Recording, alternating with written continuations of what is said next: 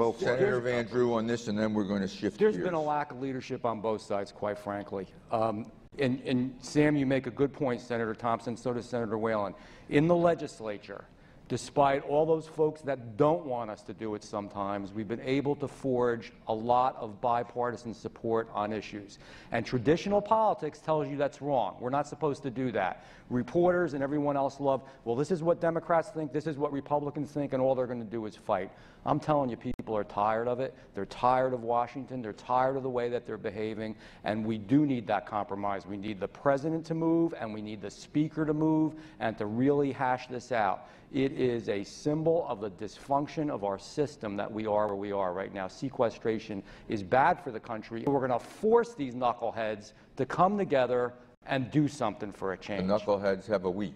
Yeah, they do have a week, and they damn well ought to do something, because one thing, and I sure hope we continue to do that in the legislature, is we have to be in a new world where sometimes people can work together and get stuff done. These are greater challenges than we've ever had since the Great Depression and World War II, and we've got to get serious on it. All right. Earlier panel here this morning, several of you talked about the advent of internet wagering and mobile phone betting, and betting from your own hotel room at the Borgata. And I don't know if you brought up sports betting, but that's also in the wind right now. How important are these things for saving Atlantic City? All of them are important. We have to be a step ahead of the game. We can't consistently be behind Las Vegas. Sometimes we should be leading.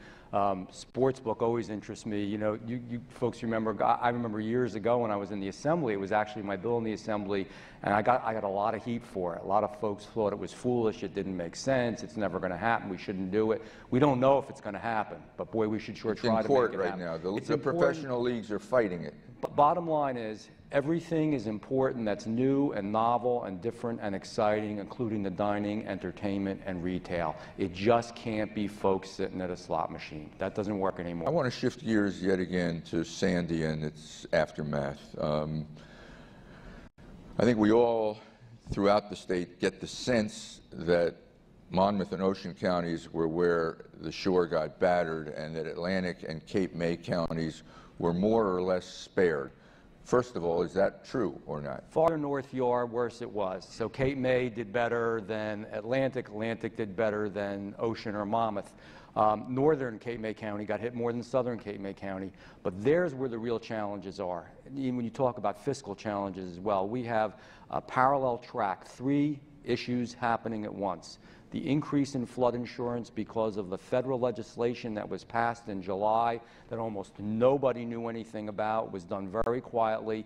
And the bottom line is there were caps on flood insurance costs. To get a mortgage, you have to have flood insurance. And literally, to boil it all down, there's the potential for people's flood insurance to go from a premium of $2,000 or $3,000 a year to $20,000 or $30,000 a year. And if you don't think that's going to affect the real estate market, businesses, tourism, absolutely, it already has. Second track is the FEMA maps. And by the way, that flood insurance... Throwing a wet blanket on the real estate market? Absolutely. And the flood insurance issue, everybody has to understand this, is totally separate and apart from anything to do with Sandy. It would have happened if Sandy never happened. And that's something we've got to hold our federal legislators on both sides of the aisle to their feet to the fire, because we've got to modify that in some way. It's too much, too quick. I understand they want to make the program whole, and they don't want to run deficits, but you can't do this to this economy. And by the way, it's the East Coast, West Coast, Mississippi River, Ohio River, the whole country is going to be affected.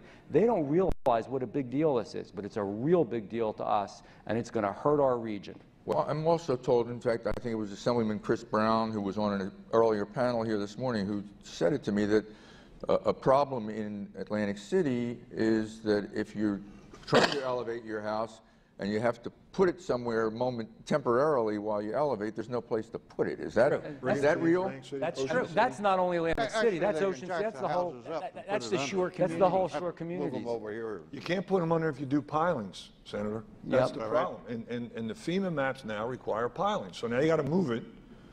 And in some of our narrow streets, you're going to move it up, now you're going to have the steps, you're not going to have any street. And some of it, you can't even with municipal laws for zoning, you can't get the proper setback. You've got to elevate these facilities so high in order to have the stairway. You're not going to have the proper setback for your other, or height. So there are definitely some issues. And real quickly, these are really big issues because the slower we rebuild because of the difficulties, the more it's going to affect the rateable bases of those counties and of those towns.